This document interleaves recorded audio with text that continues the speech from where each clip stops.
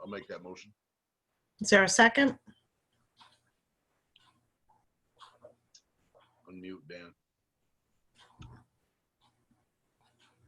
I'll second the motion to open the public hearing. Good. The meeting is now open.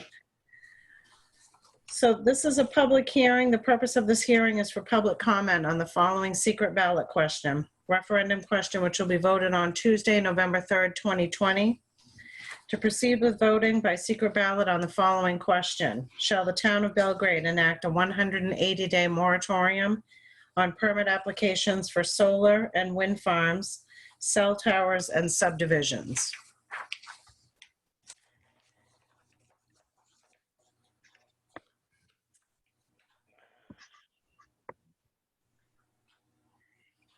Anthony, should we read the moratorium ordinance to have it as a matter of record? Yes, ma'am, I think that would be a good idea. Okay, bear with me. Okay, the moratorium ordinance regarding commercial solar facilities, commercial wind energy facilities, telecommunications towers, and subdivisions. The town of Belgrade, Maine adopts a moratorium ordinance to be known as the moratorium ordinance regarding commercial solar facilities, commercial wind energy facilities, telecommunications towers, and subdivisions as follows.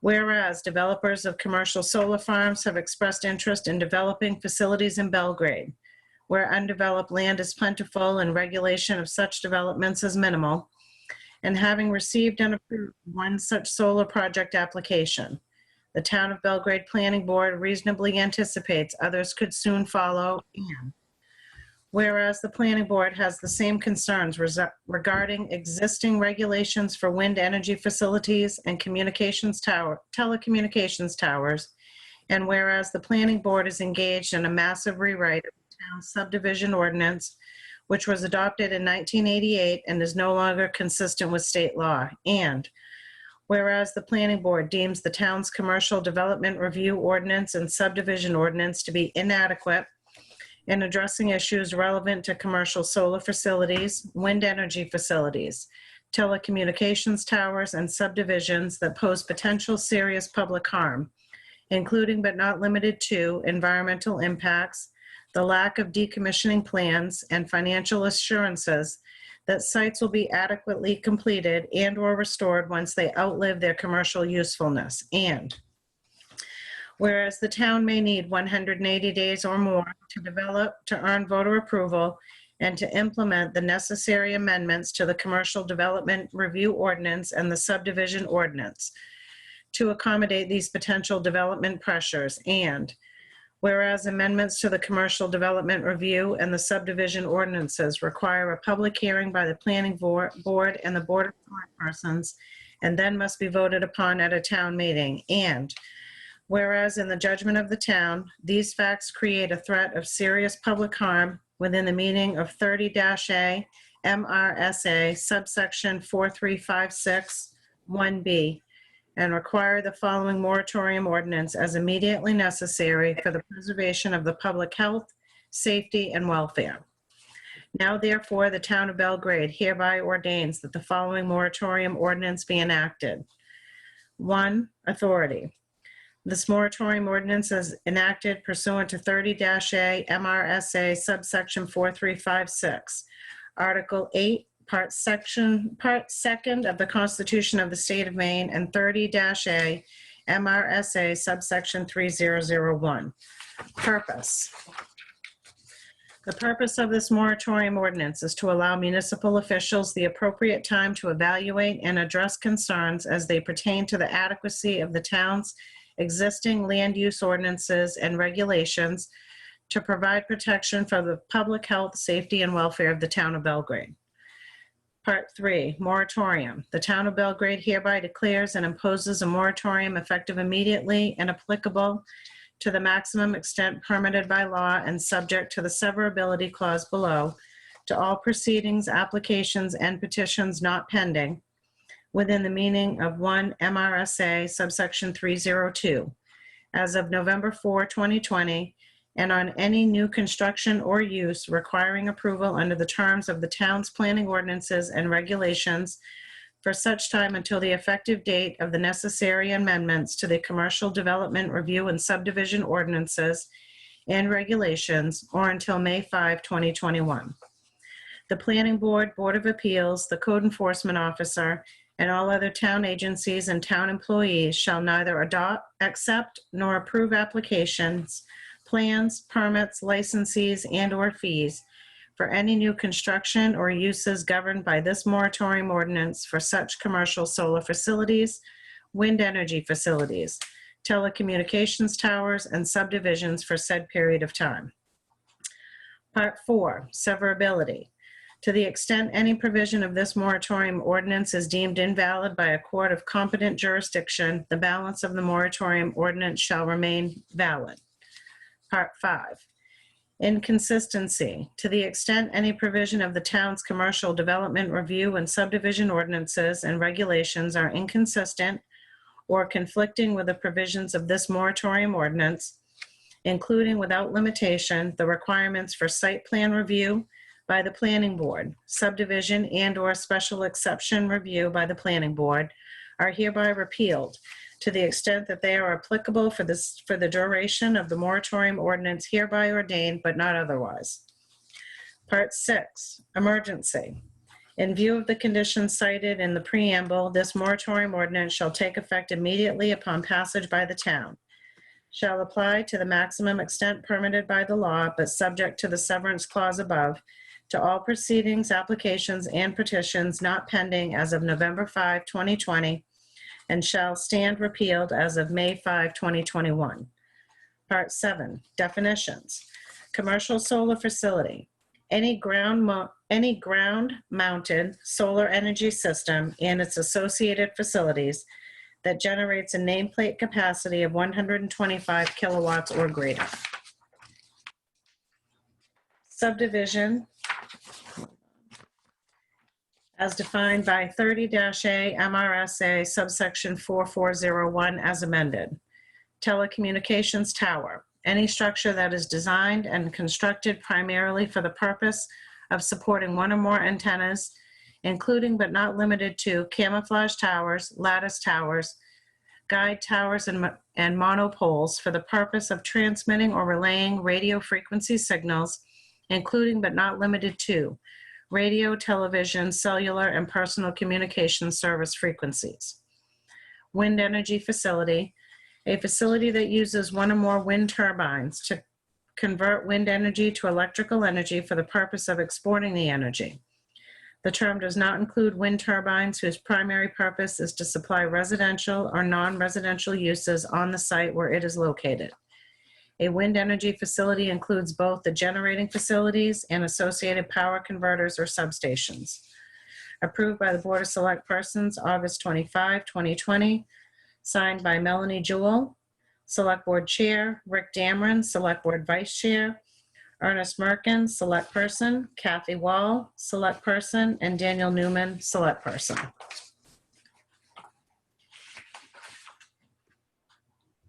Is there public comment?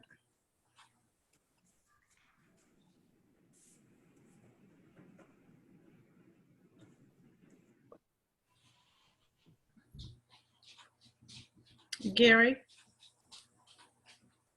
I think you're muted, Gary. How about now? Now you're perfect. So look, the telecommunication towers bother me because we are causing, or you or us are causing people to have both a landline and a cell phone because the cell phone coverage in Belgrade is kind of bad. I think, and I'm not sure why you would ban that for 90 days. I just don't understand that. Maybe you don't like the way they look, but they're very, very useful. So in my mind, the other two are fine, but I really hate to see you ban for any period of time the building of a tower that would lessen what I have to pay for my phone bill. That's kind of what I have to say. Okay, thank you.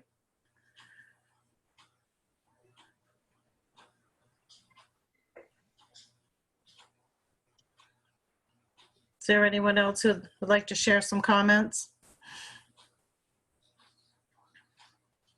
Yeah. Hello, everyone. My name is David Kane. Can you hear me okay? We can. Great. My name is Dave Kane. I'm a solar developer with a company called Long Road Energy. And we have a project that is in preliminary stages, but that we're hoping to at some point get permitted in the town of Belgrade. We had a thought and a suggestion regarding the proposed moratorium. There's there are some off-the-shelf, I guess, for lack of a better term, the Maine Municipal Association and Maine Audubon have worked together, and I'm not sure if the Select Board or the Planning Board are aware of this, but they've worked together to create a model solar ordinance that many towns in Maine have adopted in response to all of the solar development activity in the state. And so one thought I had was whether the Select Board might consider adding this model ordinance and adding this model ordinance to the warrant for the November vote as an option to kind of address the solar siting and site law review, process. It's a thorough and well, crafted document that again, as I said, a lot of towns have already developed, and it would, I guess, in some ways save the town a fair bit of work in sort of reinventing the wheel. And I'm happy to distribute, copies of that to the relevant, members of the, town, elected officials and so forth for review. But we were wondering if it might be possible to sort of follow the steps necessary to have that model ordinance included in the among the warrant articles in the special town vote in November. Melanie, may I address a couple points there? Yes, please. So the town does actually have within its current commercial development review ordinance, a section that's dedicated to commercial solar arrays. And we've been working with a planner from the Kennebec Valley Council of Governments. He feels like it's actually a very good ordinance. The one thing that it is lacking at this point is a provision for the decommissioning of those solar arrays once they have outlived their useful life, and a plan for the financing of that work. And so really and truly all we're looking at is amending what we currently have to provide for those provisions. He doesn't believe that it's going to take any time at all in order to do that. And I would say that I think the time has already expired to be adding anything for the November 3rd ballot. You guys could not act on that tonight because it's not on the agenda. Oh, sure. And the next scheduled select board meeting is October the 6th. And by then absentee voting will have begun. So okay. All those things considered, I think we are actually on a good path for accomplishing what we need to in regards to an ordinance with solar arrays. Well, that's good to hear. We do have a public comment in the chat, and it's from Todd Yolish, and it says, what are the odds they build a tower during the winter? Well, and again, our ordinance does provide for cell phone towers right now. And the problem is there's no plan for the decommissioning of those structures. And so what we will be looking to do this fall and this winter is adding some provisions in our commercial development review ordinance to make sure that we codify that those things must be taken down within a certain time frame and in a certain way, and with the financial might behind it in order to accomplish that. And if Todd, that doesn't answer your question. Can I say something real quick? Absolutely. No, I was just more to the point of the moratorium. What are the odds that someone comes in and say, hey, we want to build a cell phone tower over the next 6 months while you work on the addition to your policy? You know, that was my only point was, you know, I highly doubt that any cell phone company is going to come in and say, middle of December, we're going to start building a tower. So that was my only point of my question was, it's just the moratorium. It's only going through what May.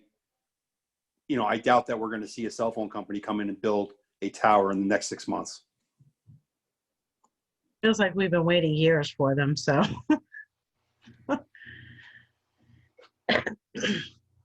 Does anyone else have anything to say?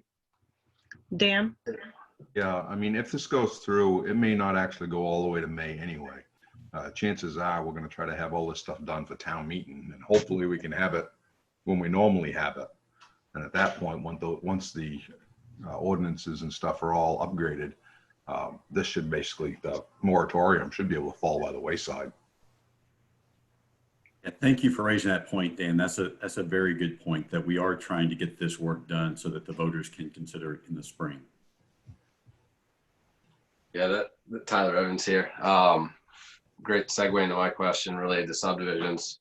So if the ordinance is updated prior to May 5th, there's consideration to lift that moratorium on just the subdivision component, or is it an all or nothing deal where all of the ordinances need to be updated before that could be lifted? And if so, what's the soonest? I know the subdivision piece has been in the works for a while.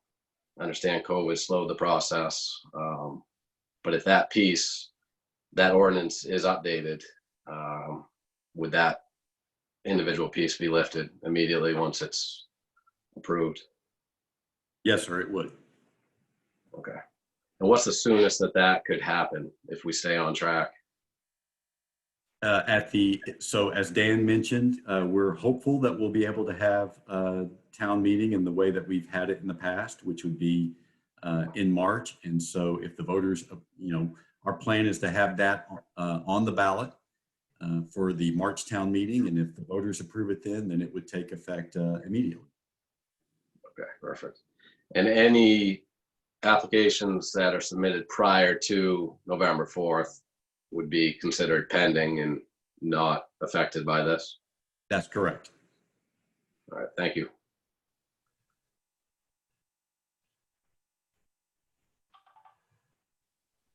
Is there anyone else who has something they'd like to say?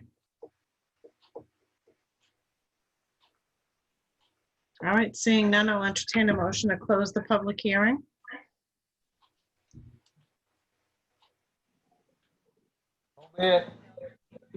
I'll second it. All right, all those in favor, Ricky, how do you vote? Yes. Ernie? Yes. Dan? Yes. All right, 4 votes to close the public hearing. Thank you, folks. I appreciate that. Next up, we're going to call to order the Select Board, regularly scheduled Select Board meeting for September 15, 2020. Oh, Ernie, would you like to lead the Pledge of Allegiance this evening? My snazzy flag. I pledge allegiance to the flag of the United States of America, to the republic for which which stands one nation, under under God, God, indivisible, with liberty, liberty and justice for all. All right, I'll entertain a motion to open the Select Board meeting. So be it. Second. All right, all those in favor? Your show of hands. 4, 1 absent. All right, first up, we have public comment. Does anyone have anything that they would like to share that is not going to be addressed on the agenda?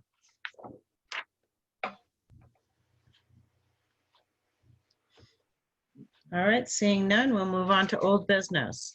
The approval of the September 1, 2020 Select Board meeting minutes. Yeah. You motioned, Ricky. Is there a second? Yeah, I'll second that. All right. The minutes are open for discussion.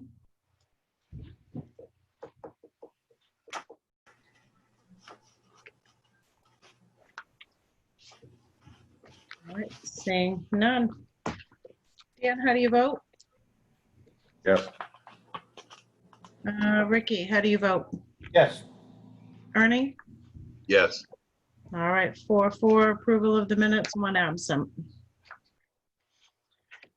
All right, new business, board appointments. Carol, nice to see you this evening. Top of my agenda. Finally made it. Yes.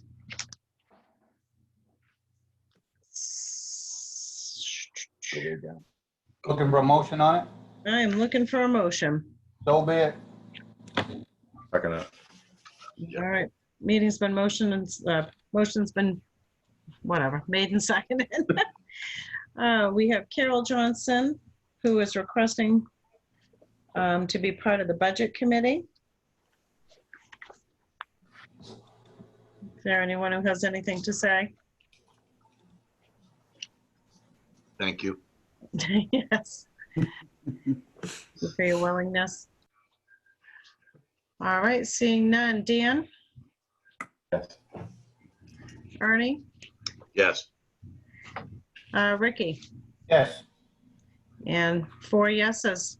Welcome aboard, mademoiselle. Thank you. Pardon the pun.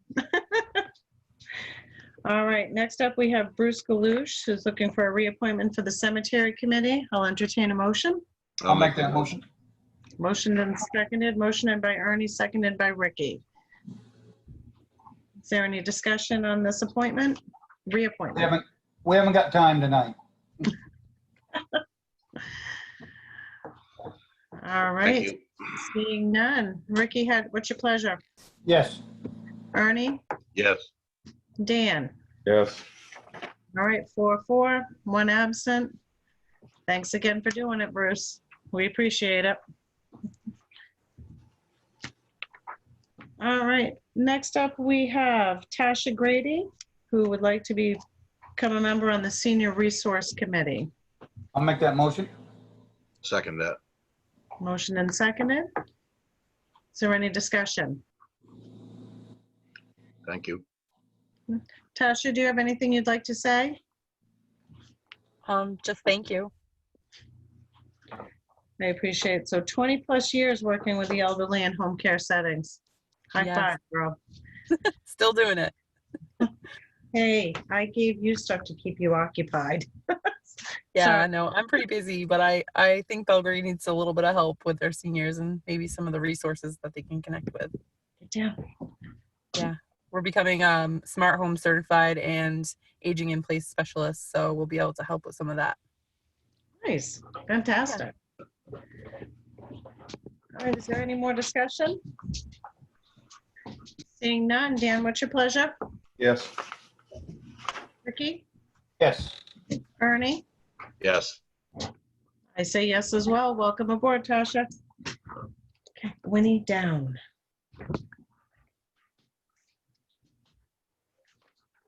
All right, next we have Liz Fontaine, who would like to be on the Board of Appeals. I'll make that. Motion. Yeah, I'll second that. All right, is there any discussion?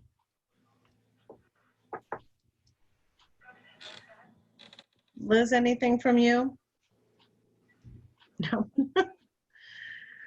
All right, seeing none. Ernie, how do you vote? Yes. Ricky? Yes. Dan? Yes. All right, I say yes as well. 4-4, 0 against, 1 absent. Welcome aboard, Liz. Ricky, can you take over? Maddie's called twice, so I think it's probably urgent. I better get the agenda. Hang on. I didn't print it off tonight, but, Rick, I'll help you out with that. all right, go ahead. You mind grabbing that? I'll be right back. So the next item on the agenda, item B, is discussion of recreation capital reserve account. And obviously it has been a weird budget year for us, especially for our recreation department. And so we thought we would update you guys on what's happening with our recreation budget. So year to date, we have spent about half of what the expense budget was. Obviously, we're well more than halfway into the year, but we spent $81,000. The expense budget was $160,000. So if the fiscal year were to end today, we would be moving $79,000 into the recreation's capital reserve. And that's in keeping with a forever article that was approved in 2013. And I attached that for you guys. At the same time, we have only generated a smidge of what we would have projected to because of the loss of so much of the programming. We generated $22,000 of the $95,000 in the revenue budget.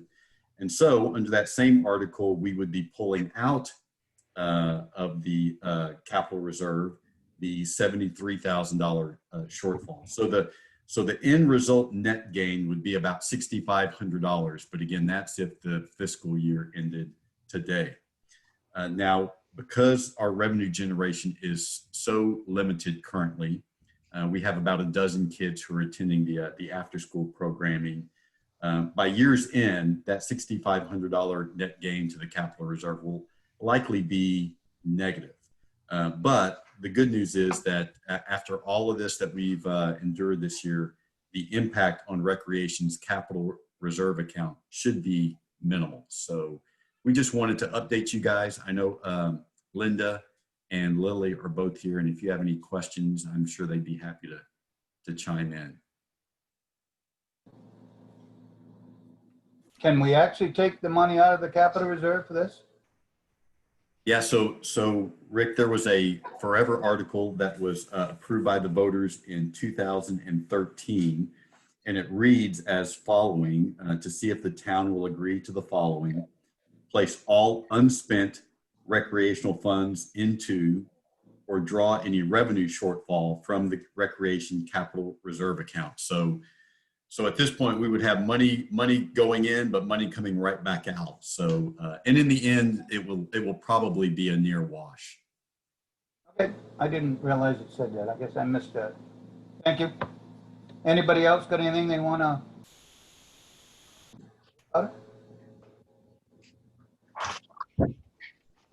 Seeing none, I guess we can move on. All right. Need any action on that, correct? That's correct. It was just an update for you guys. All right. I think the next one is C, is discussion on the sand and salt well contamination update. Am I correct?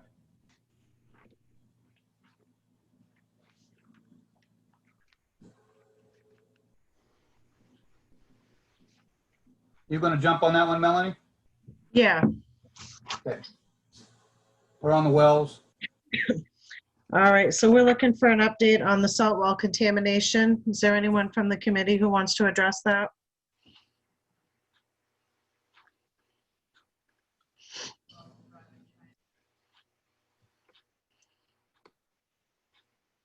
All right, Dan or Jack, do you want to take a lead on that, or Gary? Oh, the last meeting that I was at, or the last select board meeting, you had a brief, and it hasn't changed much since then. I believe Anthony's got some questions answered from DOT, and maybe he can elucidate us a little bit on that. Other than that, there's still the three options that we had before. We're not recommending anything yet. We're still working on it. So that's kind of where we stand. So just for the rest of the select board and the audience here, our ad hoc group, which consists of Melanie, Dan, Gary, and Jack Sutton, last week had a Zoom discussion with the Maine Rural Water Association just about what would be involved with having a small public water system. And I think we learned a lot in that. I think it was very productive, and it raised some questions that we then went back to the DOT with, and they have since responded. But someone suggested, and I can't remember which of you guys suggested this, but we all agreed it was a good idea that, we've talked about drilling a test well to see if we can hit either good water shallow or good water deep. And we talked about doing that on the town office's property. But one of the risks that we would run in doing that is, as you know, the RO system is discharging salt back into the ground. And so we may not hit potable water, either shallow or deep, because of our reverse osmosis system there. So someone suggested instead drilling near the maintenance garage. And again, drilling shallow, see if we could get good water with a gravel well. And then maybe even going further than that to see if we could also hit good water deeper. And if we could, then we could supply water to the maintenance garage, to the town office, and possibly to a home or two right there in that area. And so we really wanted some feedback from the select board about your thoughts on that. Well, one of the things that we had done, Anthony, that was my suggestion, and I wanted to see if we were able to build a well, if there was anything in state of Maine guidelines or the town of Belgrade that would prohibit one well being used to service more than one location. So I believe you talked about that with the code enforcement officer, Gary Fuller. And there isn't anything on the books that would prohibit that. So that gives us a viable option in that area that we had previously not considered. And the DOT's hydrogeologist thought that one of the residences there was a good potential test case for seeing if we could hit good water in that area. And so, we're just a stone's throw the maintenance garage from that residence.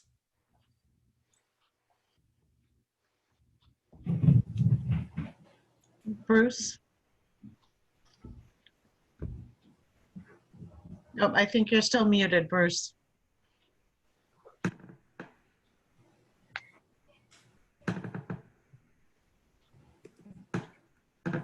There you go.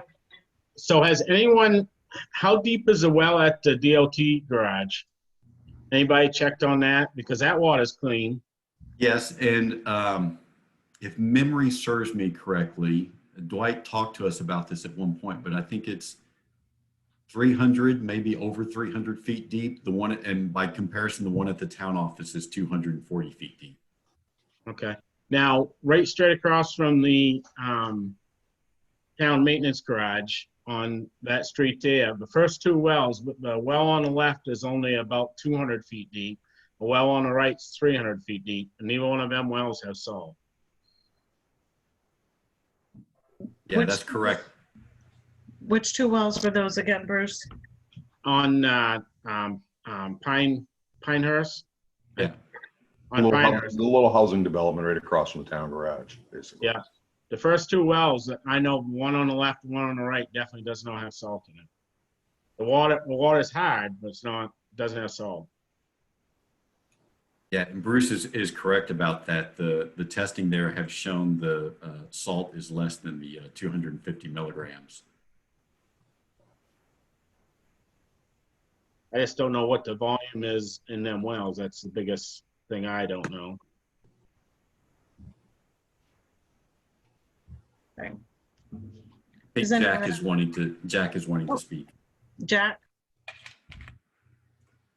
You got to unmute, Jack.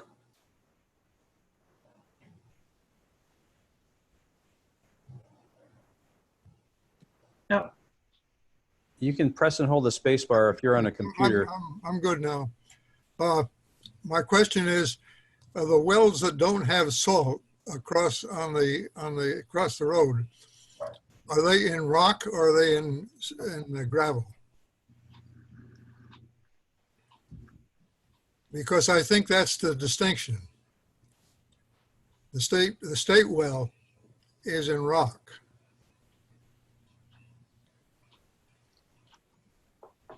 Do you happen to know, Bruce, if those are gravel wells?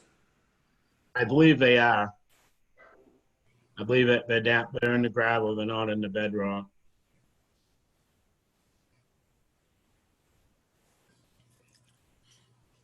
All right, we'll add that to our topics for our next meeting. All right, is there any more discussion on this? Well, do we want a decision from the select board about going ahead? And I've tried contacting the driller who did the well at the town office. I've left numerous messages, have not gotten a return call, so I may move on to another driller. But do you guys want me to actively pursue an estimate on drilling a well near the maintenance garage? You're probably gonna have a hard time finding anybody to do it. Most of those guys are right out straight, months behind. Right. Yeah. Well, one of the drillers I talked to, Ricky, was Philbrick, and he was all prepared to do to drill a well at the salon, a gravel well, and so he suggested that we contact the driller that we had used before. But if I can't get that person to return a call, maybe I should call Mr. Philbrick and see what his interest and availability are.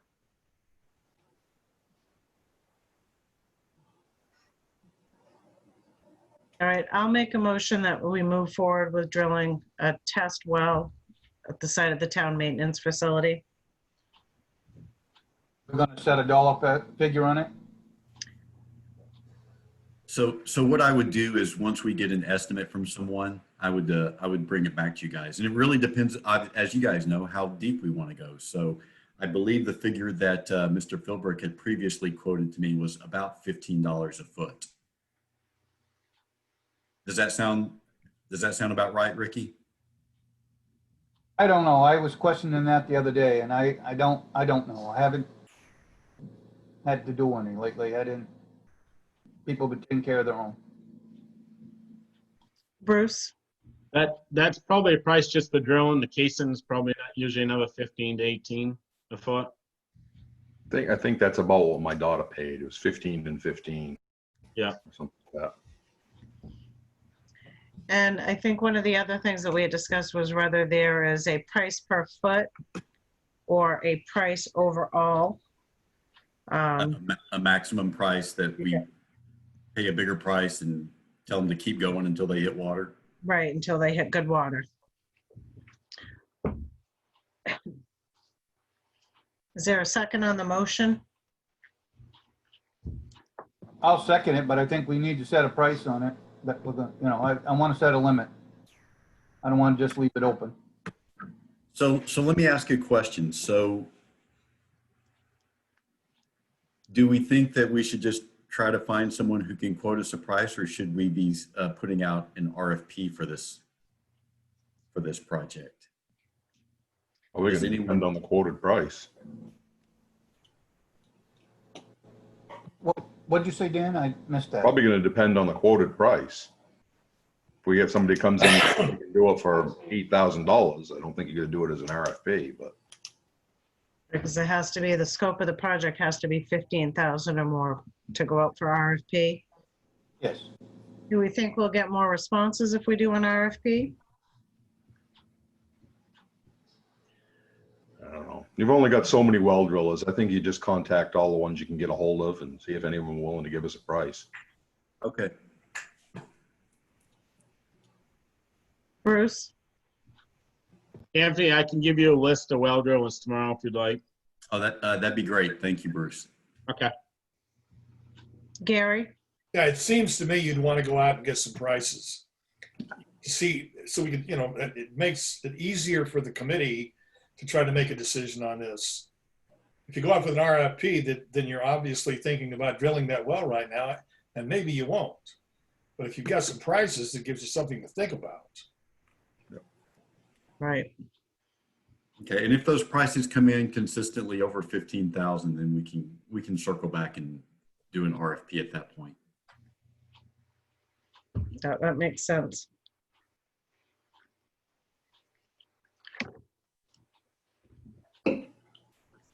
What do we want to do on your motion? So I'd like to amend my motion. I'd like to rescind my initial motion? Is there a rescinding of the second?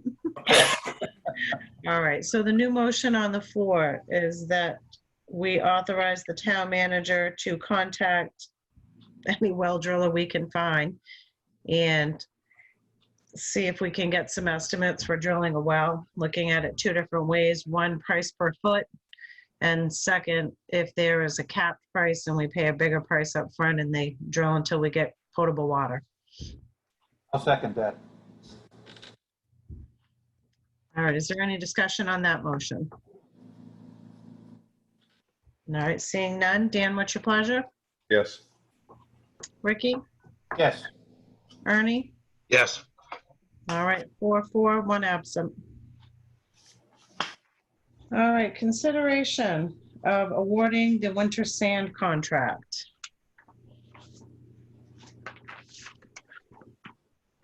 Make that motion. Yes. Second that. All right, it's now open for discussion.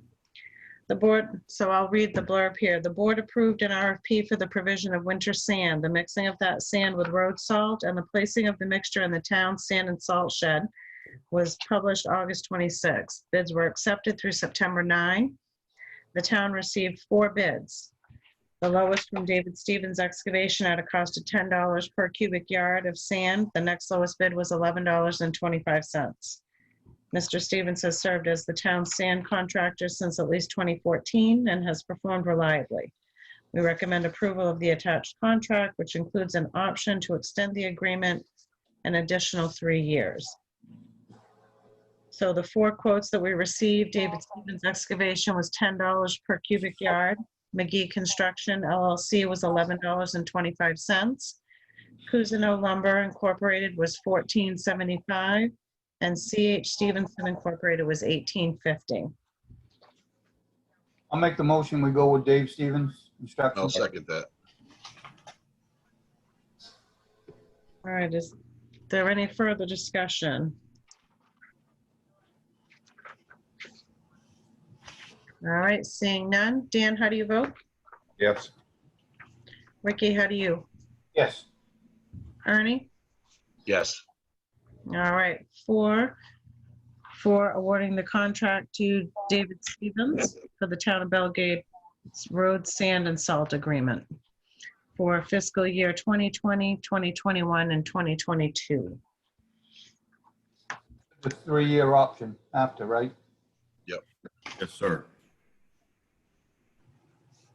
All right, next up on the agenda is the discussion of the placement of town flags. I'll make a motion. We open it up for discussion. Second that. All right, discussion is now open. Bruce? Okay, I was the one that asked this to be on the agenda. We had 2 flags that was on a pole on the cemetery road, which is not any power attached to that pole. That pole is just, the only thing on that pole is cable and telephone. And that was a red flag and a blue flag that went along with the American flags. There is, firefighters that don't have flags buried in the cemetery, and there's firefighters and policemen that don't have flags that's buried in the cemetery. I don't understand why the flags that took them down, they were up since the end of April, and then all of a sudden, out of the blue, they were taken down. And I don't understand why, what the reasoning was for it, or anything like that. I'm not gonna mention other towns, but you look around other towns around us, they all have different things on the pole, power poles, not just flags. So, I mean, I'd like personally, to see them flags go back up. I don't see any issue with it. It doesn't represent, any, all it does is represent to me, and, in our eyes, is it represents with all, with people that have passed away that's buried in our cemeteries. All right, sorry. So the board asked me to do a little research into this, and I did. The town has no flag policy. I checked with CMP, and they don't have any overarching policy either. They let the towns decide what's appropriate, but the important thing to CMP is that the town is the entity that is sponsoring and placing the flags. Now, in this particular instance, it wasn't really it wasn't, in my mind, it wasn't the town. It was a well-intentioned person who had erected those without any sort of discussion with any town official or officer, not the select board or not the cemetery committee. I did reach out also to my peers in the Maine Town and City Managers Association just to see if they have faced this issue in their communities. And I did, with a little internet research, find a couple of communities that have dealt with this, but I got a response back from the town manager in Mars Hills who said that they faced this very issue in their community. And he contacted MMA Legal, and an attorney with the MMA did say that there are issues that could be involved with flying anything other than the American and the state flags. And here's my, I know Bruce thinks that symbol, that flag represents something specific in his eyes. I think the problem is it doesn't represent the same thing in everybody's eyes. At this moment in time, I think it has become, to some extent, a political partisan issue. And being town government, a nonpartisan organization, I think we have to be mindful that we're not here to take any sort of a partisan stance. And as I said in my memo, there are good people of conscience who faithfully support and believe in law enforcement. There are good people of conscience who believe that the violence that has been suffered by some Americans at the hands of law enforcement must be stopped. And there are good people of conscience who believe both of those things. And I think, in my mind, the important thing is that we take an oath to serve all of those people. And so I think we have to be concerned about anything that some of those citizens might look at as the town taking a stand that could be viewed as divisive, as partisan, or as disenfranchising anyone. That particular flag has been appropriated by some divisive forces in our country. And so I just came to the conclusion that the two flags that best represent all of us here in Belgrade are the American flag and the Maine state flag. I also think we have to be mindful about what sort of precedent that we might be setting. The next flag that someone wants to fly may not be as politically popular a stance as the thin blue line flag. And so how do we respond to those people? Well, we like this political issue, but we don't like this political stance. Again, I think we have to be mindful of that. And I think we have to, however this conversation goes, I just hope that it involves some thoughtful consideration of the varied viewpoints in our community. And again, we're here to serve all of those people, and of any sort of potential legal or political ramifications of flying anything other than the Maine and the American flags. And again, you saw the email that I forwarded you from MMA, but essentially the MMA attorney said that that's the position that MMA legal would assume, is just fly the sanctioned state flags and American flags.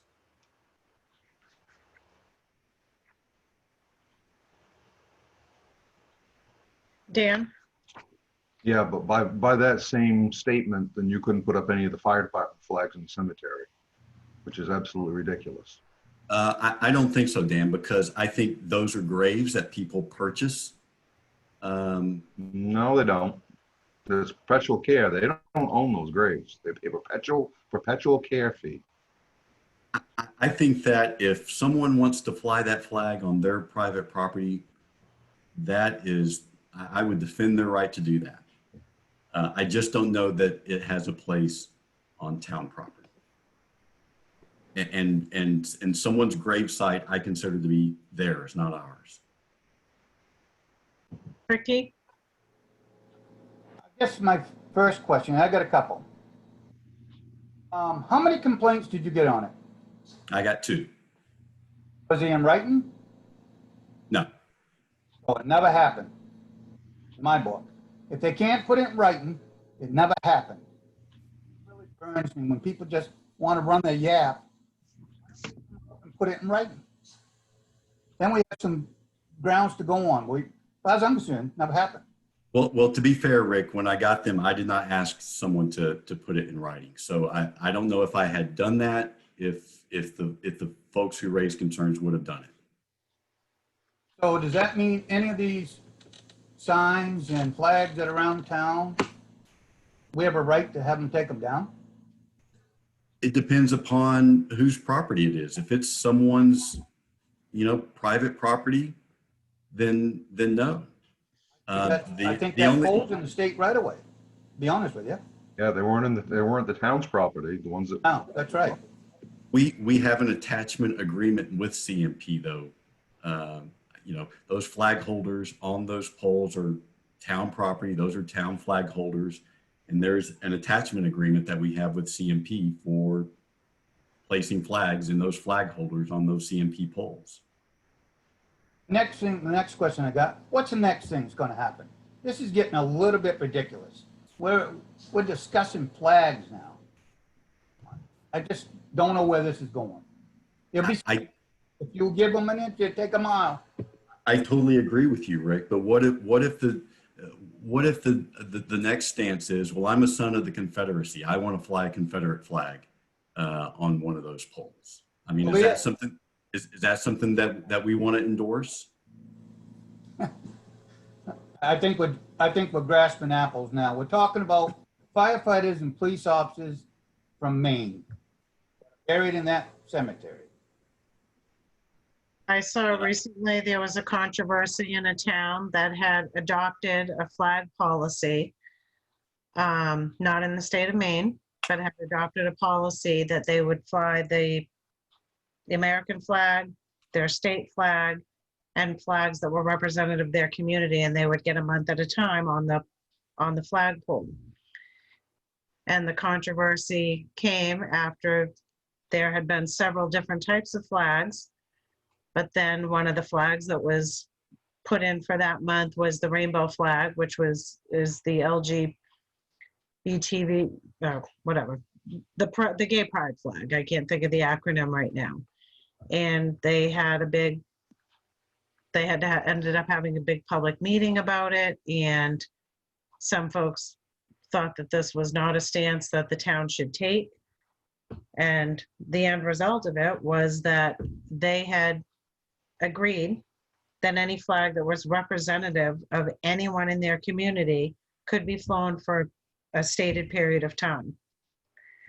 So, that's a consideration that we perhaps need to look at, that it's not just these 2 flags. We could open ourselves up to other stuff, and it could become things that are controversial, like a Confederate flag, or, if I want to fly the gay pride flag at my house, that's my right. And, if I want to put a sign on my property, that's our right. But as a town, we have to decide, and as town officials, how far do we want to go? Well, we know how we feel about our fire department personally, individually, as a town. Same with, law enforcement. Like, we all have our own personal views. But we don't have a flag policy, so we do have to figure out how we establish the guidelines. Because as we all know, without any guidelines, things get a little cattywampus. So, maybe we want to consider a flag policy.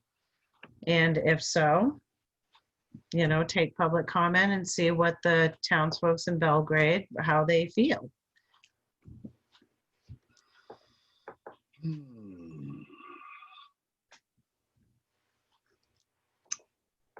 I don't know. I'd rather put the flags up. If we're going to put up a flag, just let the select board make a statement. We're putting this up for this reason. You know, that way somebody can't come and say, well, it means this. No, that's not why we're putting something up. This is why we're putting it up, to support firefighters or police or whoever. Ernie? Well, it goes to what you just were saying. You know, it may well be that I like Dan's thought. I like Ricky's thought, and you know, it could well be that that is part of the flag policy, is that the select board makes the determination, and when they decide to fly a particular flag, it's put there for this reason, and you know, the select board can articulate that, and if residents object to it, they should put it in writing. I like Ricky's idea, and that it goes on file or whatever, that you know, they've registered their complaint if they object to it. But it yeah, I mean, I like the idea of the select board sort of makes that determination.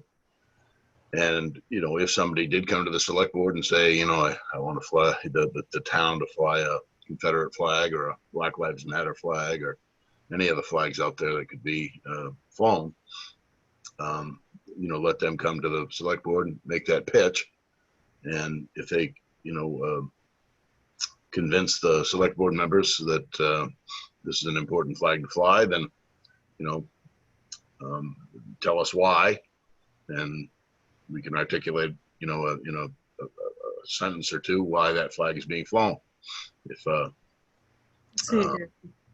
you know, like with the blue line flag and the fire department flag, if we're putting them there to support those groups that do protect this town, and many of them, I don't know the exact number, but are buried in the cemetery, then, you know, that's what those flags are there for. They're not there to, you know, for any other reason than that. And if somebody objects to it, then, you know, let it be recorded. And I think I like that idea.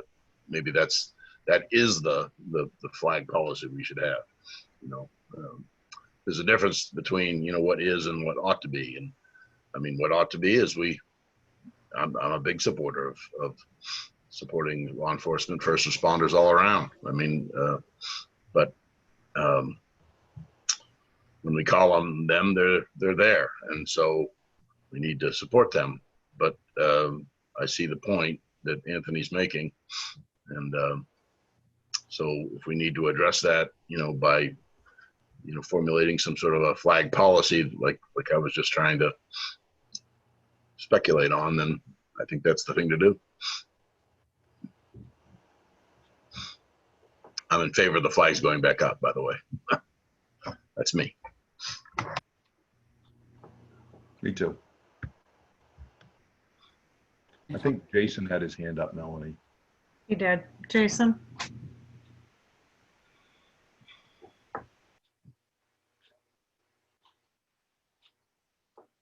You gotta unmute, Jason. Thank you. I know it's a challenge, and I wouldn't want to lump a few bad actors into a group that protect our country. We do live in Belgrade, Maine, which is part of America.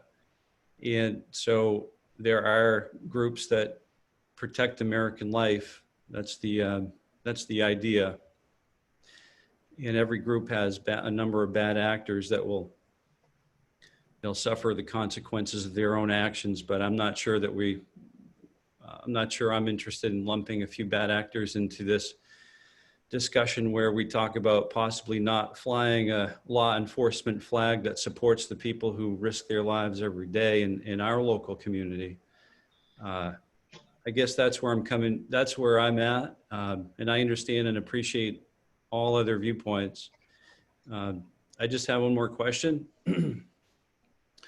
If I wanted to, you know, is the library a function, sort of an extension of the town? Am I led to believe that the library might host programming that may or may not be contiguous or consistent with the town? nonpartisan behavior of the town? So Jason, I assume that you are referring to the candidates forums? You're muted, Jason. Whatever might happen, whatever might be conducted within any town buildings. Yeah. So I don't know, you raise an interesting question because the facility, of course, is not owned by the town. It's owned by the Friends of the Library. But we have sponsored candidate forums there because I think that's been viewed as a public service for the community. Some of those races have been nonpartisan, i.e. select board races. And I assume some of them have been for positions like state representative, which would be partisan races.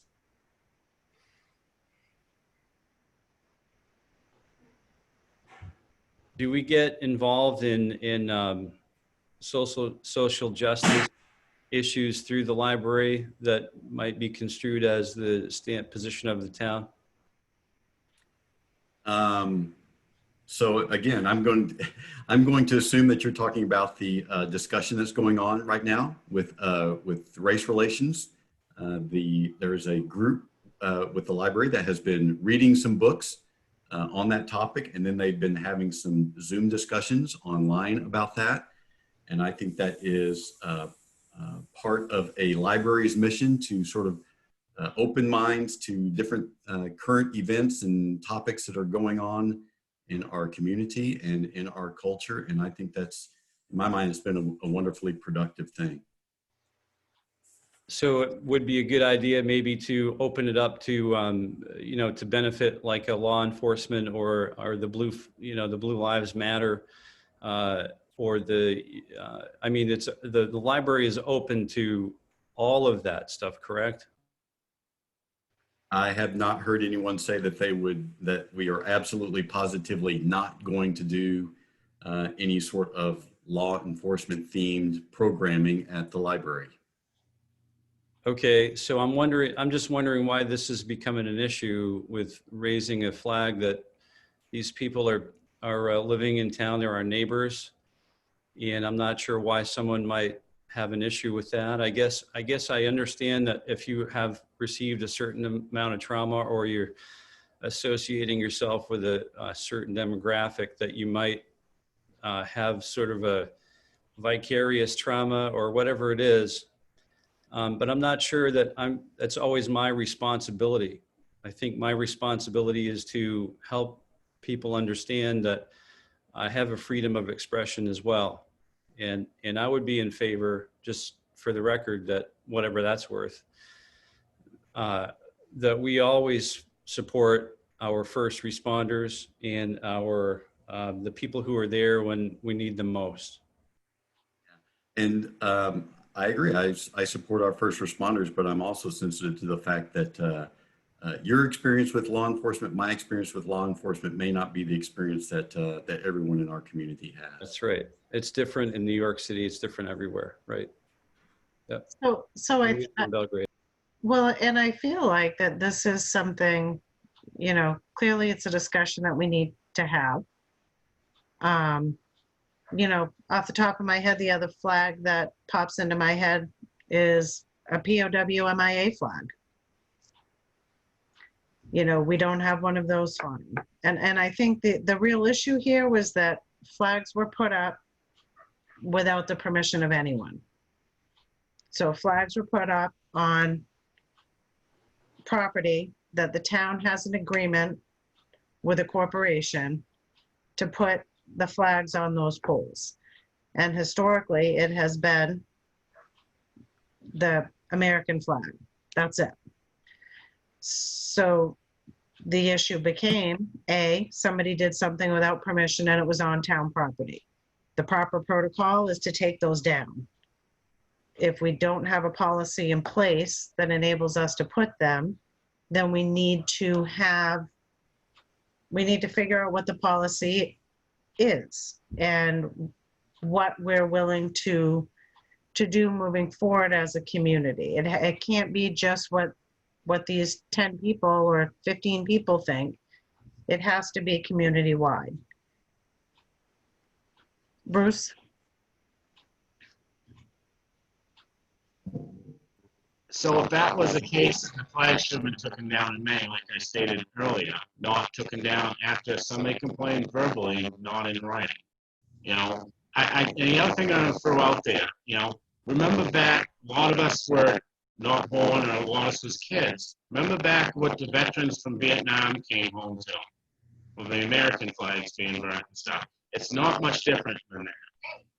You know, it's just, you know, that's just, you know, my opinion. I mean, you know, everybody has their own opinion, but if it was going to be taken down because it wasn't permitted or wasn't asked permission, it should have been taken down the 1st of May and the April when they were put up, not waited to all the way to the end of the summer and take them down. Point noted.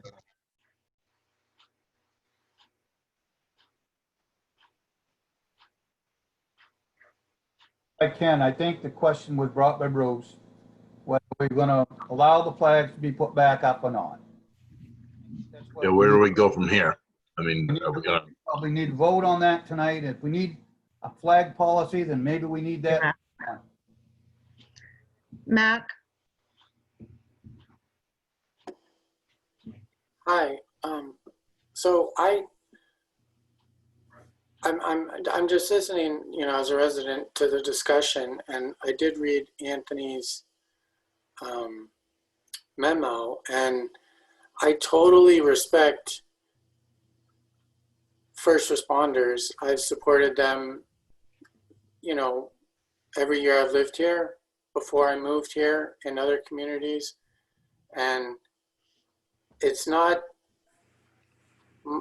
my problem isn't with first responders, but I think Anthony's memo explains pretty clearly that the problem is not with first responders. The problem is people that have spoken tonight, by and large, are of good conscience who support this perspective.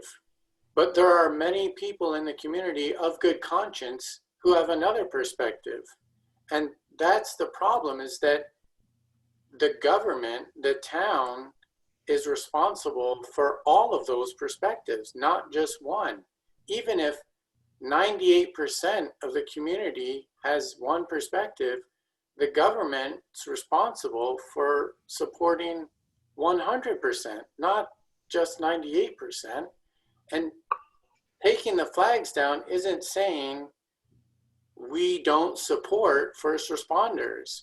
I've lived here for 13 years, and those flags have never existed until this spring. Well, why is that? It's not like Belgrade all of a sudden wants to support the firefighters and the police officers buried in the cemetery in 2020. We've supported them long before 2020. So to say that the only reason the flags are up in 2020 is because we support them, that's just not true. There are other factors for why those flags are up now. And just like Anthony's memo said, there are more than one perspective, more than one valuable perspective. And that, I think that's the key here, is that we have to understand that there's more than one valuable perspective, and our responsibility as townspeople or towns representatives is to respond to all those perspectives, not just one. I guess Melanie had to step out for a minute. Anybody else got anything they want to add? yeah, let me just touch on that briefly. I just, you know, I agree, you know, we serve all the people. But, you know, there's some people, I heard somebody say, make a comment in the houseboat dialogue the other day, that, you know, they might consider withholding their taxes for one reason or another. And, you know, I understand why people might say that kind of stuff, but the fact of the matter is, you know, if you're a resident of this town, you have to pay your taxes. You might, you know, withhold them or whatever, but I mean, there's a procedure that, you know, we'd have to go through to get you to pay your taxes because you're expected to.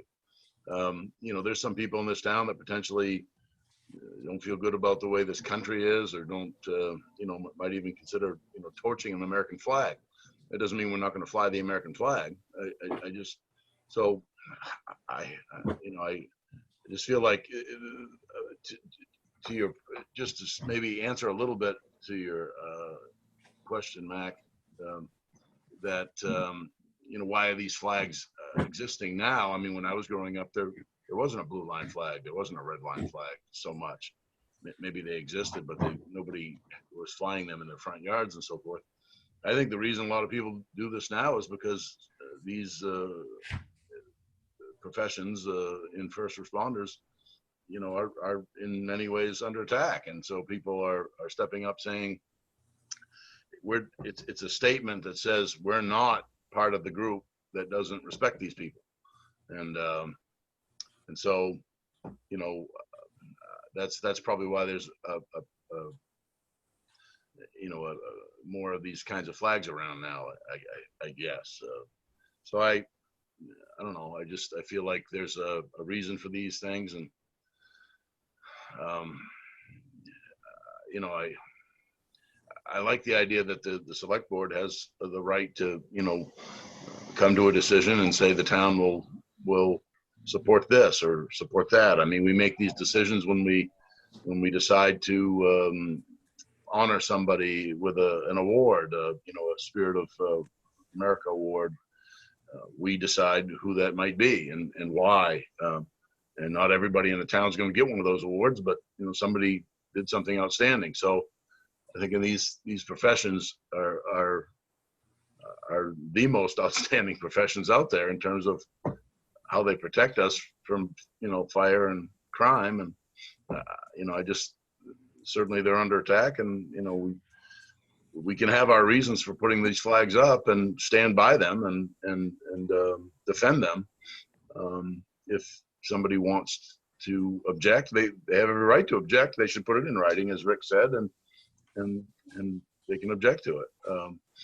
But I venture that there's a far fewer people that would object to a blue line flag and a red line flag than there would be people who would support it. And, you know, I think we could decide tonight. I'm trying to figure out where we go from here. I think as a board, we could decide tonight whether those flags go back up, and then we could perhaps, you know, make a plan to formulate some sort of a brief statement about why flags get flown. And if somebody wants to fly a particular flag, they come to the select board and say, I want to, on town property, you know, on their own property, they can fly whatever they want to fly, you know. So anyway, that's my point. Jason? Thank you very much. So I just wanted to just draw a conclusion for my own self, and maybe you guys could help me with it. It seems like if you were engaged in criminal activity and you're a child, and the police blast through your front door and arrest your dad after a substantial fight. I mean, that could be pretty, if you witness that as a child, that can be pretty, devastating. I would also want to not support police, but again, I'm not I try to not be a family engaging in criminal behavior, so I don't put my family through that. Okay, so I don't want my family to experience, the destabilizing factors of what it means to try to discredit and stigmatize first responders. So that's where I'm at, and it's going to be very difficult to change my position and my mind on that. Don, did you have something, Donald Perkins? You had your hand, no, okay. And Gary did. Gary? So I guess if several people in Belgrade don't like the American flag, we start taking that down. Is that what happens? No, Gary, I mean, no. It was a facetious comment, but No, but it carries through. It carries through. If several people don't like the American flag, what do you do? I think we can all agree that the American and state flags are sanctioned flags. In fact, I have an email here from the MMA legal department saying such that typically, for these sort of facilities, towns fly the American, the state, the local flag. If some towns have their own flag, and so I think that's frankly an absurd argument to make. You might think that. Slippery slope. If I might just respond to that, I mentioned that in that, there may be people in town here that would spit on the American flag or burn it. They're entitled to their opinion. Doesn't mean that we're not going to fly that flag on town property. And so, they can object. They can come to the board and say, we object. They can, do whatever they want to do. I think we should have a policy that Ricky articulated, that they should put it in writing.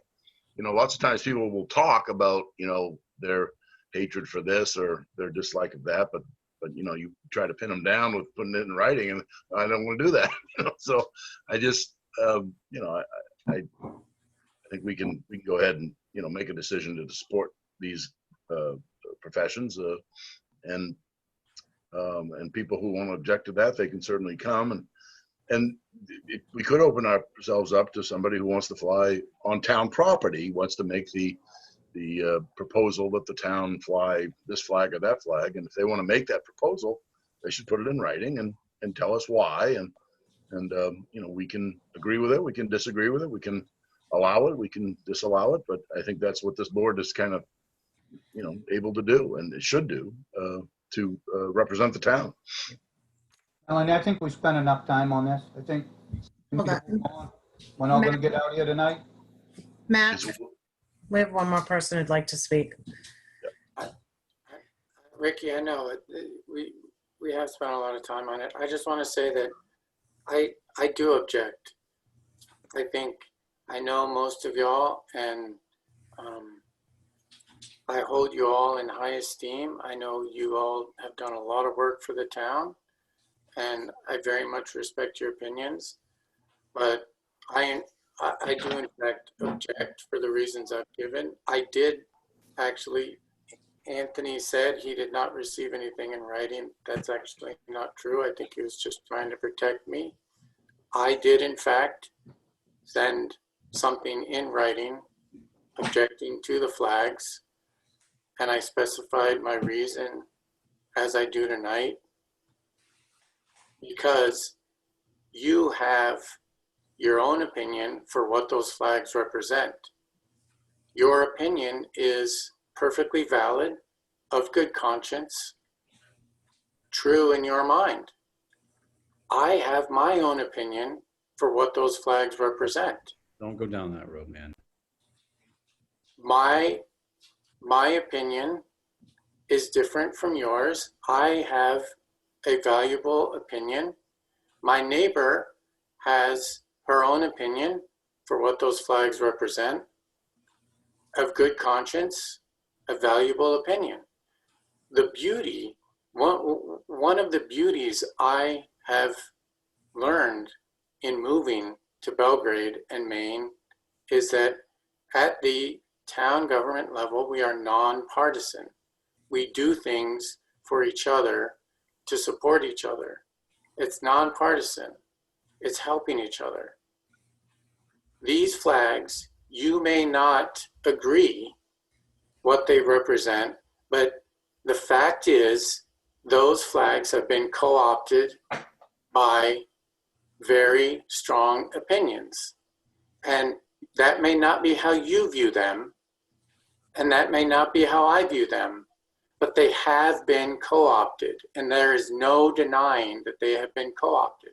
So you can put out an explanation, but nobody's going to read that explanation. They're just going to drive by and see the flag. You can post the explanation right underneath the flag. You can post the explanation on the website. The fact is that explanation is not going to stick with the flag. It's not going to see what people see. The representation has been co-opted by multiple people. It's strong partisan. And so if you fly those flags, you necessarily portray that all those images, not just the image that you see, but all the images. And that's just a fact. And that's why I protest, because it's not just a single image. It's been co-opted. It has multiple meanings. Some of those meanings I disagree with. And I think our town should represent all of us. And my objection is on file. You can ask Anthony to print it out. Thank you. Thank you, Matt. Yeah, I actually forgot that Mac did, we talked about it, but I had forgotten that he also emailed me about it as well. Biggest thing is if we shut the news off, a lot of this stuff wouldn't even be happening. I'm sorry, I didn't catch that, Rick. I didn't either. I said if we shut the news off, didn't watch the news, a lot of this stuff would not even be happening. Yeah, okay, well. Don't even watch it anymore. So where do we go from here? Do we just leave the flags down? Do we put them back up? Do we make a plan, a vote on it? Do we think about the future of flags? Where do you want to go from here? My opinion is that historically the town of Belgrade has flown the American flag and the Maine state flag. If we would like to change what the town has done, then I think we need to look at establishing a flag policy. And we need to understand that we then open ourselves up to a multitude of flags. You know, we could have, currently we don't have a Boy Scout or a Girl Scout troop in Belgrade, but that could come down the line. And then we want to have a Girl Scout flag, and we want to have a Boy Scout flag, and we want to have, you know, a multitude of flags. So we have to decide as a community if we want to open ourselves up to all of that, or if we want to keep our guidelines where they are now. And the two flags that are flown on any town-owned property is the American flag and the Maine state flag. So that's, I think, what we have to decide. Bruce?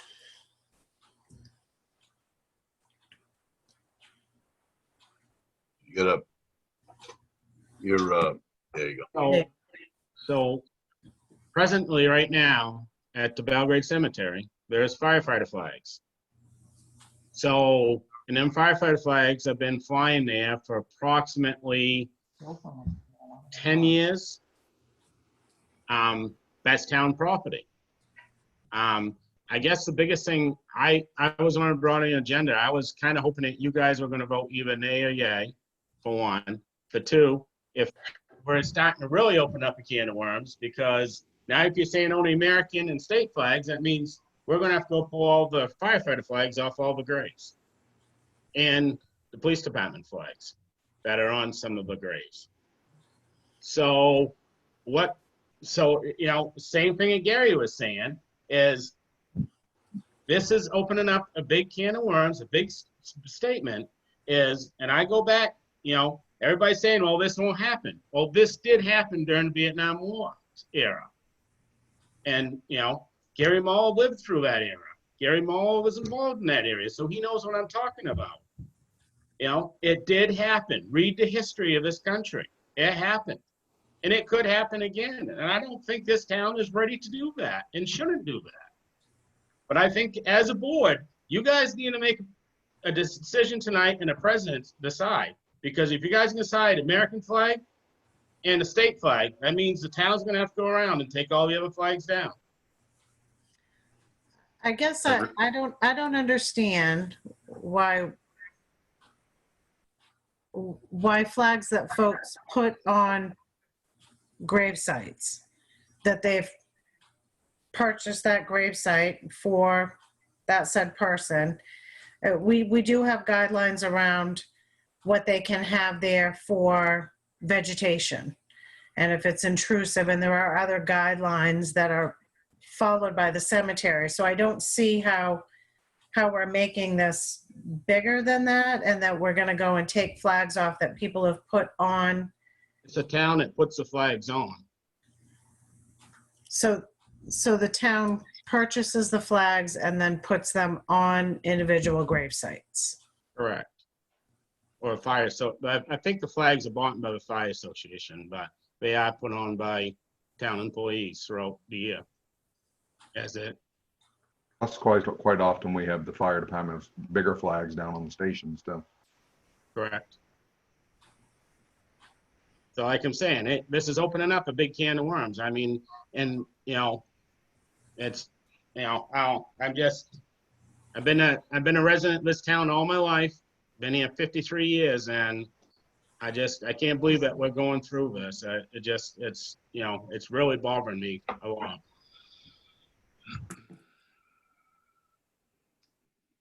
Yeah, it bothers me too. I think we're ready to make a vote on this, whether we're gonna put them up or not. Thank you. Make a motion. Do we have a picture of the two flags? I just want to go on the record that it offends me that this is even being considered. I'm offended. I'll make a motion that we put the two flags back up. I'll second that. Is there any further discussion? All right, seeing none. Dan, how do you vote on that motion? Yes. Rick? Yes. Ernie? Yes. I'm going to vote no. We don't have a flag policy, and I feel like we possibly need one. It clearly sounds tonight like we do need a flag policy. Oh, I don't doubt that for a minute. Let's do that. But let's do this now, and then let's do that. Put that on the agenda for something in the future, whatever. I mean, however you want to do it. There does need to be, some things taken into account, and but this board has a right to make these decisions if we choose to, and we have our reasons for doing so. And it's not to negate anybody's viewpoint against it, but Ernie? Go ahead. We're done with voting. Let's go. 3-4, 1 against, 1 absent. All right, moving forward, consideration of updates to the employment guidelines. Melanie, if I could, I think this ought to be tabled until we have the full board here. We're lacking Kathy tonight, and I think it would be only proper if we had the full board here to vote on this. Is there a second on tabling this item? Yeah, I'll second it. All right, is there any discussion? Seeing none. Ricky, how do you vote? Yes. Ernie? Yes. Dan? Yes. All right, 4 tabling the employment guideline review till Thank you. our next select board meeting, October 6th, is that it? If we got everybody there, I think we need everybody there for these. Thank you. You're welcome. All right, next up on the agenda is the consideration of property tax abatements and supplements. Yeah, so you guys have each of those cases from our assessor with explanations for those. We have $813.60 in abatements, and we also have $3,293.59 in supplements. So the net effect of that is we're to the good by about $2,500 with these transactions. We usually go down through them one by one too. So, Oh, yes, sir. I think they do have to be approved one by one because there's a signature sheet for each one of them. absolutely. Thank you. All right, so first up, we have an abatement, item number 2020-1.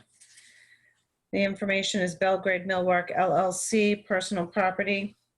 The abatement is the amount of $44.60, and the reason is to correct a computer entry error. I'll make that motion. Second. Any further discussion? Seeing none, all those in favor of this abatement? 4-0 against, 1 absent. 2020-2, owner information is Daniel Poulin, map 3, lot 22B. Abatement in the amount of $384.50. The reason was that the homestead exemption was omitted. Governor Mills' executive order allows taxpayers to file for the homestead exemption up until the municipality's commitment date. This application was missed. I'll make that motion. Second that. All right, any further discussion? All right, all those in favor? 4-4, 0 against, 1 absent. 2020-3, owner information is David and Heather Hollinger, map 2, lot 9A-1. The abatement is in the amount of $384.50. I'll make that motion. Second. Any further discussion? All those in favor? 4-4. Oh, Dan, was your hand up? Okay, 4-4, 0 against, 1 absent. 2020. Oh, sorry. Next up on the agenda is the supplementals. I was like, wait, we have 2020-1 again. All right, 2020-1. Owner information is Kathleen Ashland. Map 1, lot 18, supplemental amount $319.59. The reason is a penalty for removal portion of lot from tree growth. Owner's request. Make that motion. Second. All those in favor? Oh, any further discussion? Dan? No. All those in favor? I was just anticipating. 4-0 against, 1 absent. 2020-2, owner information is Richard Hutchinson, map 7, lot 63, supplemental amount $744.20. Reason penalty for all land from tree growth at the owner's request. I'll make that motion. Second. Any further discussion? Seeing none, all those in favor? 4-4, 0 against, 1 absent. 2020-3, owner information, Dwight and Lily Bickford, map 17, lot 33, supplemental amount $312.60. Reason penalty for removal portion of lot from tree growth, owner's request. Make that motion. Second. Any further discussion? Seeing none, all those in favor? 4-4, 0 against, 1 absent. 2020-4, Robert and Gloria Gilbert, map 45, lot 3, supplemental amount $1,680. Reason penalty for all land from open space. Owner's request. I'll make that motion. Second. Any further discussion? I have a question. What is open space? Like, what does that mean? I know what it meant in Texas. I'm not sure if I know what it means in Maine. Is it taking? So in Texas, if you had open space that was used for agricultural uses, you did get a tax break on it. I think it's similar. Fields, just undeveloped open land. I think that's kind of what it means. Could be a land conservation thing. I think so. I'll find out though. I'll find out and report back to you guys. Yeah, should we hold that one or just, for me, it's a point of clarification. I'm like, I don't really understand what that means. I don't think we need to hold it, Melanie, because it's a it's the property owner's land. They can do with it what they want. So Right. if they want to remove it, they can remove it. They are going to give us $1,680 too. Yeah. All right, if there's no further discussion, all those in favor? 4, 0 against, 1 absent. 2020-5, owner information is John Endicott, map 7, lot 63B. Supplemental amount, $237.20. The reason is for penalty for removal of a portion of lot from tree growth, owner's request. Make that motion. Second. Any further discussion? Seeing none, all those in favor? 4, 0 against, 1 absent. And-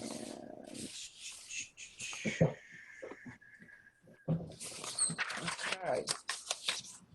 Next up on the agenda is the consideration of the 2020-21 general assistance maximums. We're required to review this yearly. The new maximums for general assistance take effect October 1st. The maximums are set by the Maine Department of Health and Human Services. Select boards must approve them. The maximums help the town's GA administrator determine the amount of aid an applicant may receive overall, and for food, housing, heating, fuel, electricity, and/or personal care and household items. I'll make that motion. Second. It's open for discussion.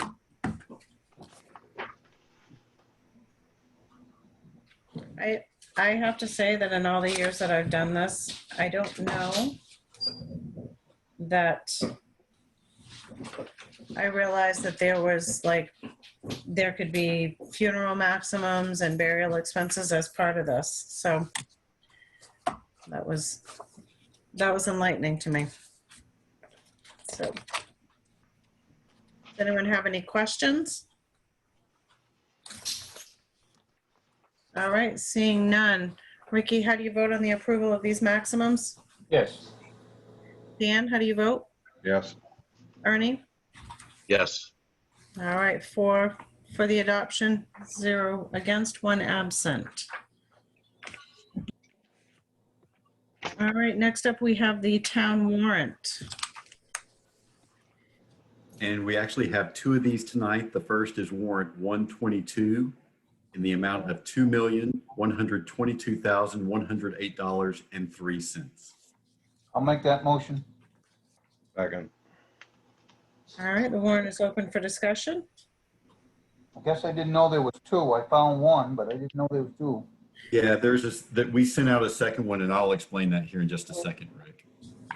Okay, well, I guess I didn't see it, but So I have a couple of questions. Check number 20392 on the first page says library safety shield in the amount of $129.36. Is that the plexiglass shield? Yeah. I think my first thought was that it was one of the. And Oh, no. I was like, is this like a shield for everybody? Because that's a really expensive one. No, in fact, Megan is quite handy, and she just went and bought the supplies because our maintenance facility guys were busy elsewhere and just built it herself, and it looks quite nice. So go check it out. Surprised she was able to get a hold of some plexiglass because. That was the most expensive part. And apparently plexiglass was in short supply. So a lot of places are on back order on the plexiglass, apparently. Then I had a second one for Bromar Inc. Check number 20396, and it says gas release forms. Yeah, so those are actually printed forms that the fire department uses. And maybe one of our 2 fire chiefs, or 3, I guess. We got 3 fire officials here, 4 actually, could explain what a gas release form is. You guys know? And those are the forms for the CO monitoring and stuff. Yeah. That's right. When we have to respond to a carbon dioxide call or something, you have to get the homeowner to sign off. That's right. Yes, I have seen those. Propane. Yeah. Okay, my next question is on page 2, check number 20398. And it is for spray for town signs. Yeah, so that was just herbicide to kill poison ivy around some of our signs. We're not using Roundup though, correct? It was not Roundup. Do we know what we're using on the poison ivy? Because there's some pretty specific poison ivy guidelines. I'm glad we didn't burn it because that just makes it worse, but. Let me see if I can find that receipt real quick.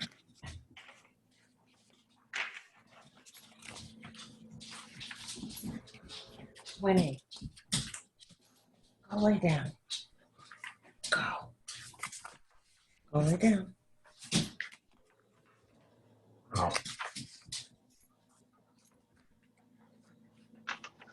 Something called ground clear.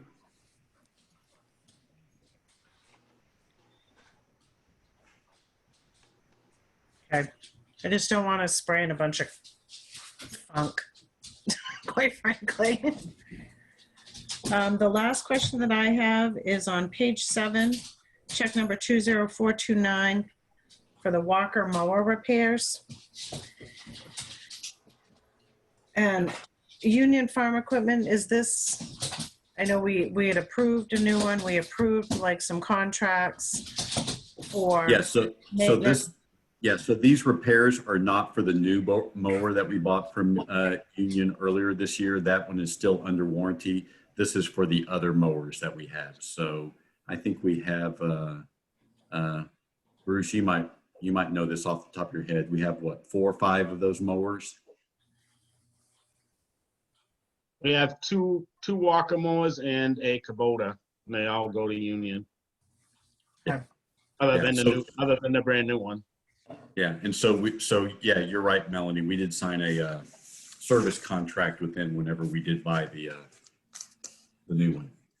But I think the contract's just for service them in the spring. Am I correct on that? Yes. And the mower should be under warranty for a period of time, so we shouldn't pay for repairs, correct? Well, that's the new one. So the new one, Right. The others are older, but the new one is under warranty for a year. So I wonder if we maybe want to start labeling them on the warrant, like maybe differentiate, like Walker mower 1, Walker mower 2, Okay. just so we can keep straight in our head what we're fixing. Okay. If that's, all right, does anyone else have anything? Didn't get a chance to look it over much, so I'm gonna pass tonight. Yeah, I don't see anything. I took the hit for the team on that one, Rick. So I will point out 2 things, and I don't know how you guys have handled this in the past, but one of the payments is to American Loggers Fire Suppression. So we have an employee of that organization on the select board. So I don't know, Dan, if you want to abstain just from that particular expense or from the whole thing. I don't know how you guys have handled that in the past. I only used to do that when I owned the business. Okay. All right. And then the other thing I did just want to point out, you see that we are paying off the TAN on this warrant, and we're paying it off early, and in doing so, we're saving about $9,500 in interest costs. Whoop, whoop. All right, if there's no more further discussion on the warrant, Dan, how do you vote? Yes. Rick, how do you vote? Yes. Ernie, how do you vote? All right, 4-4, 0 against, 1 absent. So the second warrant is warrant number 123. It is in the amount of $51,932.32. And now that you mention that, Rick, I'm not sure that I did send this out to you guys, but this is for the, oh, you got it, Dan? Okay, good. So this is for the Wings Mills Dam repair.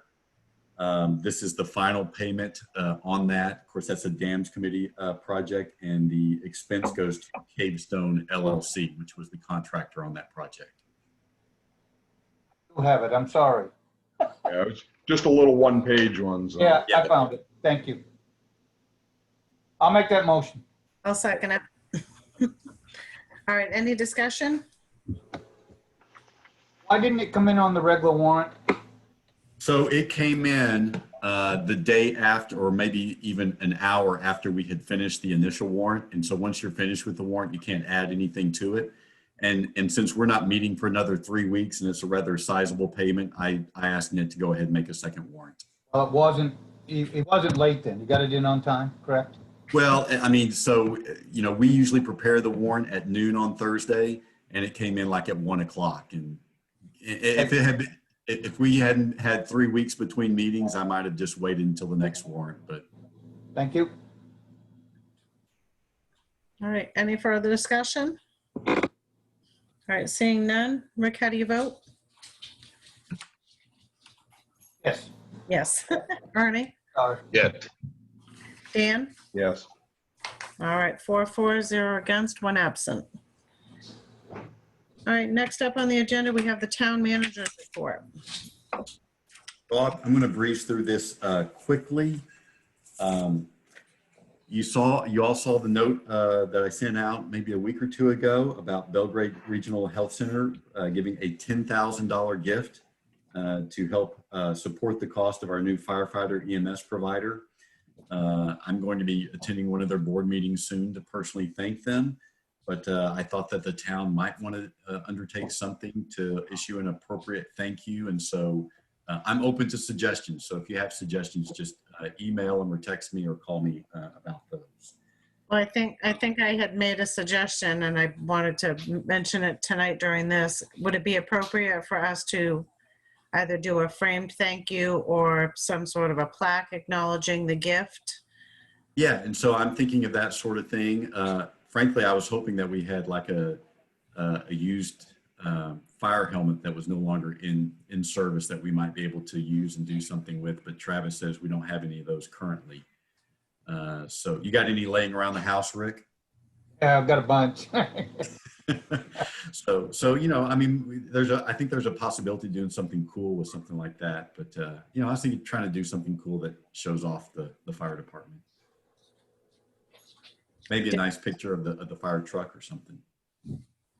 Dan, did you have a suggestion? No, it's not a suggestion. I do have a question, though.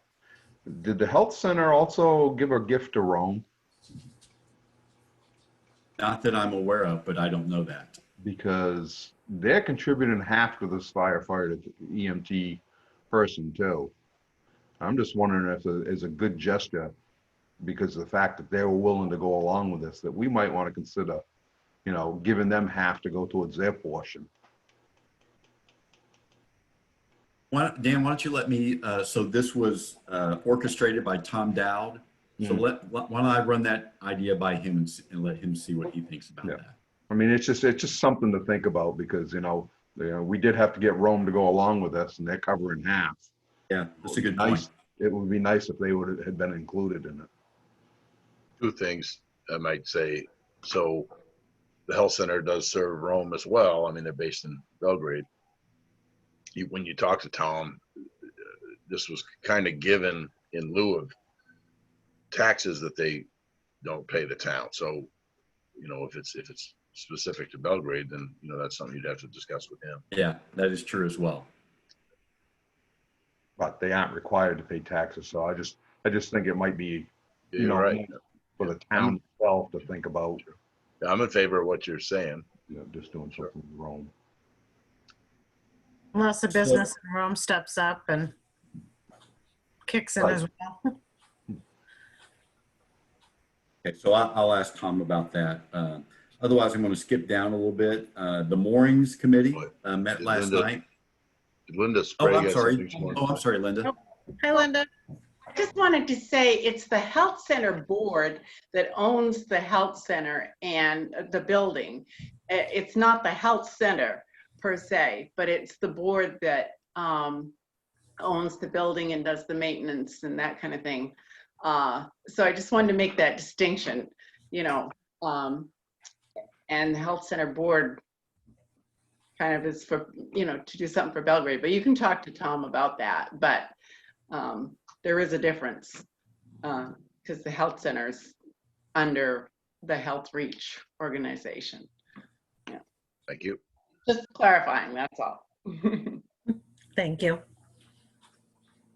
So just skipping down a couple of bullet items there. The moorings committee met last night for about an hour and a half, and I'm going to just briefly go over sort of what they're thinking now.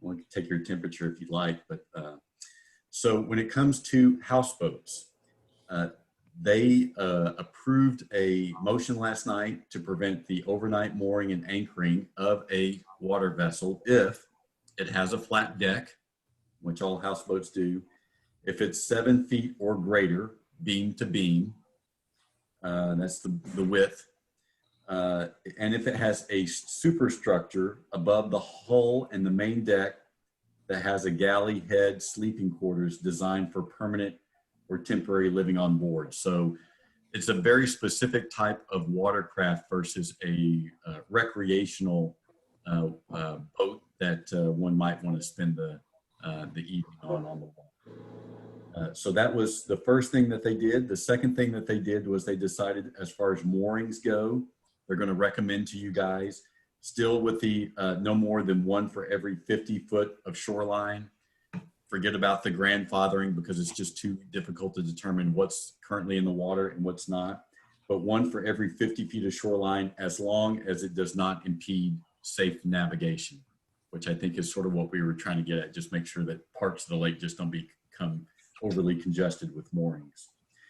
They are still two issues that they're still wrestling with. One is preventing waste from recreational boats, although today I talked to the warden service, and that's actually a state law that that wardens enforce and police. So really and truly, the town's role in that may just be posting something at boat landings, just letting people know that it is a violation of state law to throw anything, to dispose of waste, any sort of waste into the water, and discourage them from doing that. There also is still the question of protecting property owners from the overuse of water bordering their properties. So I think, you know, there's no real concern about having grandkids sleeping on a pontoon boat at your neighbor's dock, as long as it's not something that occurs night after night, week after week, or as long as someone's not mooring, you know, 10 feet off of your dock for long periods of time. So so those are two things that that they're still working on, but they're getting close. You guys have any questions about that or thoughts you care to share? All right, moving along. So on Saturday, we had our first document shredding event at the transfer station. We had 21 residents who took advantage of that. That was 1,700 pounds of documents total that were shredded. So the people who participated were very appreciative of it. And the shred on site people said it was a good showing for a first time ever event. And so the transfer station committee met last night. There's Bruce still with us, and they talked about it. And so there's a possibility, they're looking at the possibility of obtaining their own shredder, what that might involve. And the reason for doing that would be that not only would we be able to provide the service, but then we would also keep the paper that we could sell as a recyclable. So eventually, you know, that machinery would hopefully pay for itself, but they're going to be studying that. Also, in regards to the transfer station, just so you guys know, they're going to have a special meeting October the 1st to discuss the budget. And they do plan on doing that over at the Center for All Seasons, but they're going to spread out. But they feel like they need to have some face-to-face conversation in order for that to happen. And anyone who doesn't feel comfortable participating, we're going to sort of pipe them in with a conference call there. So just FYI on that. And then lastly, after tonight's meeting, I'm going to be on vacation through the rest of the week. So I will be attending to all the usual follow-up items next week, although I do have all the documents downloaded on my computer. So I will send those to you guys for your e-signatures once this meeting is over with.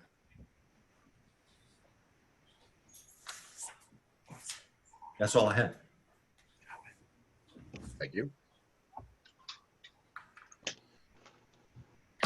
Sorry, I'm removing all the marrow bones that the dog keeps bringing me because they're super loud. All right. Is there anything else that anyone has before we close the select board meeting? Well, we do have an executive session. Right, Okay. close it and then go into executive session.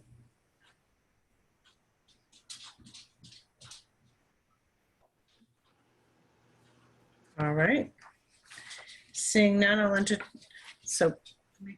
entertain a motion to close the select board meeting. I'll make that motion. Second. All right, all those in favor? All right, 4-0 against. Have a good night, folks. Thank you. All right, I'll entertain a motion to open the executive session. Second. All those in favor? 4-0 against. One absent. You need to stop the recording. Thank you, Dan.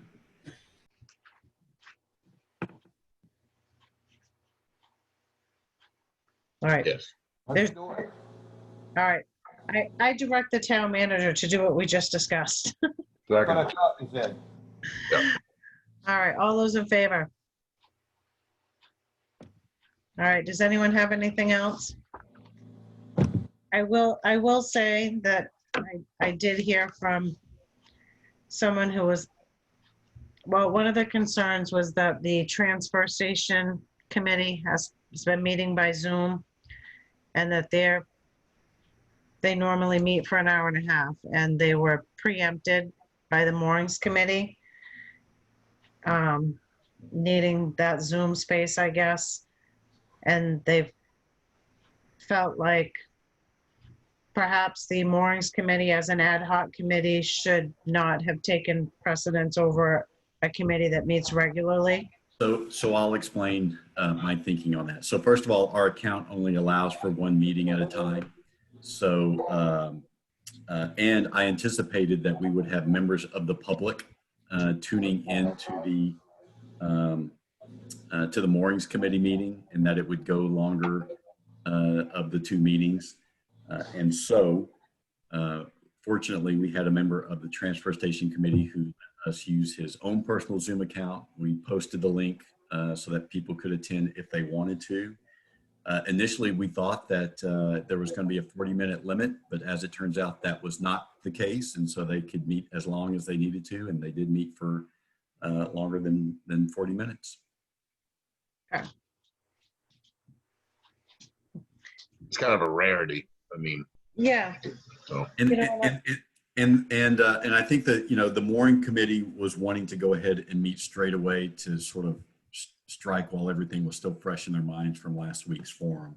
Well, and I did explain that, and I explained, you know, how Zoom works and that there's only so many that you can have, and that sometimes there's a conflict, but yes, that we, you know, we did understand that, and, you know. And we did have some members of the public who did attend the moorings committee meeting, and I learned the hard way that we can only host one meeting at a time. And so we had to make some adjustments on the fly that evening. And this member has now upgraded his Zoom account, so he can accommodate more if need be. So, but we will try to prevent any meeting from happening simultaneously on Zoom. I was really looking forward to a 40-minute limit, but Ernie did send me a Select board meeting. no, it's gone. Ernie did send me a message.